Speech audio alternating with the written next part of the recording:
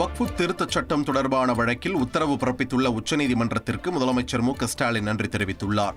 வக்ஃபு சொத்துக்களை பாதுகாப்பதற்கும் வக்ஃபு வாரியங்கள் அல்லது கவுன்சில்களில் முஸ்லிம் அல்லாதவர்களை நியமிப்பதை தடுக்கும் விதமாகவும் உச்சநீதிமன்றம் இடைக்கால உத்தரவு பிறப்பித்துள்ளது.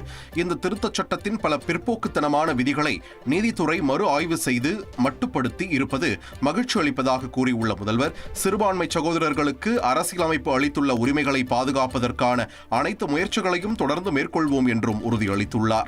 வக்ஃபு திருத்தச் சட்டப்படி எந்த புதிய உறுப்பினர் நியமனமும் மேற்கொள்ளக்கூடாது என்கிற உச்சநீதிமன்ற உத்தரவுக்கு தவேக தலைவர் விஜய் வரவேற்பு தெரிவித்துள்ளார்.